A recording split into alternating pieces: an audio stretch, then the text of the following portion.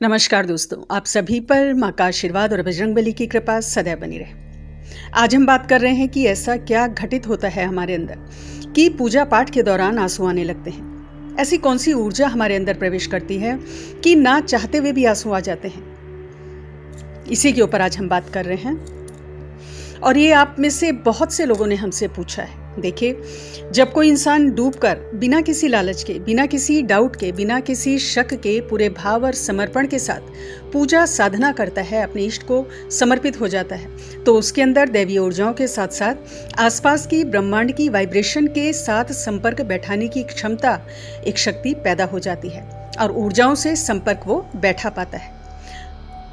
और जैसे ही ऊर्जाओं से संपर्क बैठता है वैसे ही आंसुओं का ये प्रवाह शुरू हो जाता है, क्योंकि दैवीय ऊर्जाएं भक्त की आत्मा को स्पर्श करती हैं। पूजा की शक्ति, मंत्रों की शक्ति, एक व्यक्ति की भक्ति की शक्ति से पैदा हुई जो दिव्य डिवाइन वाइब्रेशंस हैं, दैवीय ऊर्जाएं हैं, वो व्यक्ति के अंदर प्रवेश करने लगती हैं और आंखों से आंसू बहने लगते हैं। जब ईश्वरीय प्रेम से हमारा हृदय भर जाता है, जब ईश्वरीय प्रेम में हम गहरे डूब जाते हैं, इतने गहरे कि ईश्वर के नाम के अलावा हमें और कुछ भी याद नहीं रहता।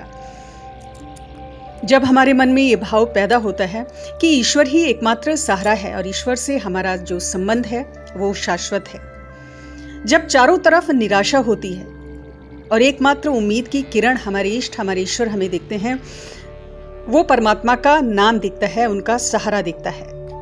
और जब भक्ति की इन गहराइयों में, या ये कहें कि भक्ति की ऊंचाइयों में एक भक्त पहुंचता है, तो पूजा के दौरान आंखों से आंसू निकलने लगते हैं और ये ईश्वर के प्रति जो उसका प्रेम है, जो उसका भाव है, उसको बताते हैं। जब ईश्वरीय कृपाएं बरसती हैं तभी ऐसा होता है। ये वो स्थिति होती है जब एक भक्त एक शिशु की तरह निर्मल, निश्चल, अबोध हो जाता है। उसका जो हृदय है वो निर्मल हो जाता है। जिस प्रकार एक छोटा अबोध शिशु होता है जिसे अपनी माँ के एहसास के अलावा, अपनी माँ के स्पर्श के अलावा और कुछ भी दीन दुनिया की खबर नहीं होती, ठीक उसी प्रकार जब एक भक्त का संबंध अपने ईश्वर से एक अबोध शिशु की तरह जुड़ जाता है तो उसकी आंखों में पूजा के दौरान आंसू आने लगते हैं और ये ईश्वरीय कृपा का बहुत बड़ा प्रमाण है। दूसरा कारण अगर देखते हैं कि कई बार हमारे अंदर कुछ ऐसी भावनाएं दबी हुई होती हैं जिन्हें किसी कारणवश इधर उधर नहीं निकाल सकते, बाहर नहीं निकाल सकते, किसी अन्य के संग शेयर नहीं कर सकते। और जब ईश्वरीय ऊर्जाएं एक व्यक्ति को स्पर्श करती हैं तो ये छुपी हुई भावनाएं आंसुओं के रूप में बाहर आने लगती हैं। भावनाओं का एक विस्फोट होता है। ईश्वरीय प्रेम का एहसास हमारी उन भावनाओं को, जिन्हें हम सालों साल से ढोते आ रहे थे, या ये कहना ज्यादा उचित होगा कि जन्मों जन्मों से ढोते आ रहे हैं जिस बोझ को, उस बोझ का दबाव घटने लगता है, मन हल्का होने लगता है। जिस प्रकार पिंजरे में बंद एक पक्षी होता है जिसे पिंजरे से जब मुक्त कर दिया जाता है तो वो उन्मुक्त भाव से नीले आकाश की तरफ उड़ जाता है, अपने पंख पसार कर उस विशाल आसमान की तरफ वो उड़ जाता है और उस बंधन की छटपटाहट से मुक्त हो जाता है। उसी प्रकार जो हमारी आत्मा है, जब वो ईश्वरीय प्रेम में डूबती है तो हमारे समस्त विकार, हमारी दबी हुई भावनाएं इन आंसुओं में धुल जाती हैं, मिट जाती हैं। मन निर्मल होने लगता है। मन में गहरा भय और संताप जो सालों सालों से, जन्मों जन्मों से हम ढोए चले आ रहे हैं, वो मिटने लगता है और एक मुक्त पक्षी की भांति हम महसूस करते हैं, हर बोझ से रहित, उन्मुक्त, आनंदमयी महसूस करते हैं।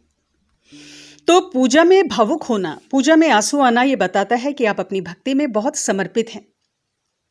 और इसीलिए जो भी भावनाएं आपके अंदर ऐसी हैं जो आप किसी से भी शेयर नहीं कर सकते, जो भी आपके क्लोजेस्ट वन हैं, जो भी आपके बहुत समीप लोग हैं, उनसे भी शेयर नहीं कर सकते, तो आप अपने ईश्वर से कहें, उनसे वार्तालाप करें। नित्य की पूजा में उनसे वार्तालाप कहें। वो आपकी मन की सारी बातें जानते हैं, आप उनसे कहें या ना कहें। हाँ, लेकिन जब आप खुद अपने इष्ट से वार्तालाप करते हो, अपने दिल का बोझ हल्का करते हो, तो जो ये मन की धुलाई है ना, जो मन के विकार हैं, वो ज्यादा शीघ्रता से बहने लगते हैं, धुलने लगते हैं। और ये जो वार्तालाप होता है, इसको सिर्फ भगवान ही समझते हैं। ये भावों का वार्तालाप होता है, इसमें भाषा, कोई लैंग्वेज काम नहीं करती। ये अंदर के भाव होते हैं जिन्हें आपके इष्ट समझते हैं।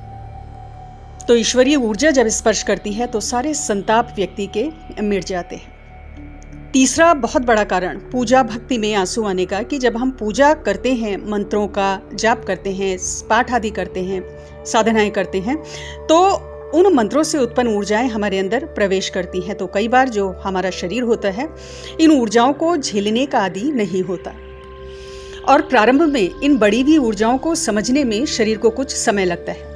और शरीर जब तक इनका अभ्यस्त हो रहा होता है तो हमारी भावनाओं को, हमारे जो इमोशंस हैं, जो हमारी इमोशनल बॉडी है, उसमें जो डोमिनेटिंग भावना है, यानी कि जो प्रमुख भाव है, सबसे ज़्यादा सक्रिय भाव जो हमारे अंदर का है, वो प्रकट होने लगता है और प्रबल होने लगता है। सपोज कोई व्यक्ति क्रोधी स्वभाव का है तो पूजा पाठ में, उसके पूजा पाठ के बाद उसका क्रोध अधिक तीव्रता से बढ़ता है कुछ समय के लिए।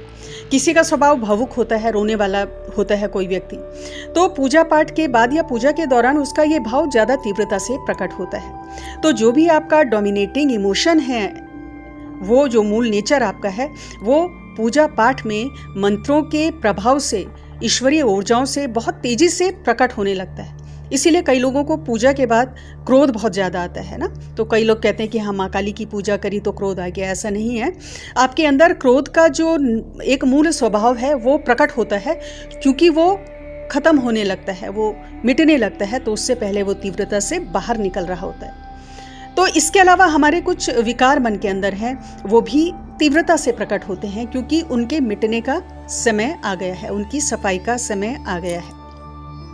तो दैवीय कृपा से, ईश्वरीय कृपा से जो भी तामसिक भाव हैं वो लुप्त होने लगते हैं, समाप्त होने लगते हैं। क्रोध, काम, ईर्ष्या और जो सात्विक भाव हैं, जैसे क्षमा का भाव है, दया का भाव है, प्रेम का भाव है, ये अधिक तीव्रता से अंदर से प्रकट होने लगते हैं। तो एक इमोशनल बैलेंस ईश्वरीय कृपा से बैठता है, भावनाओं का एक बैलेंस बैठने लगता है, और जो तामसिक चीज़ें मन के अंदर होती हैं छुपी हुई जन्मों जन्मों की, वो धुलने लगती हैं, और जो ईश्वरीय ऊर्जाएं हैं, ईश्वरीय गुण हैं, वो व्यक्ति के अंदर प्रकट होने लगते हैं। तो एक बहुत बड़ा कारण है पूजा में आंसू आने का। और ये ईश्वरीय ऊर्जाएं उसी प्रकार हमारे अंदर प्रभाव डालती हैं जिस प्रकार हंस पानी और दूध को अलग कर देता है, दूध को ग्रहण कर लेता है, पानी का त्याग कर देता है। उसी प्रकार दैवीय ऊर्जाओं से आत्मा पानी रूपी विकारों से मुक्त हो जाती है और दूध रूपी जो ईश्वरीय प्रेम है, ईश्वरीय गुण है, उनको ग्रहण कर लेती है। तो ये कुछ प्रमुख कारण हैं कि पूजा के दौरान, पूजा पाठ के दौरान भक्तों की आंखों से आंसू बहने के। तो आज की वीडियो में इतना ही दोस्तों। अगली वीडियो में बहुत जल्द मिलती हूँ। तब तक के लिए अपना ध्यान रखें, स्वस्थ रहें, खुश रहें, मस्त रहें। जय माता दी, जय बजरंगबली।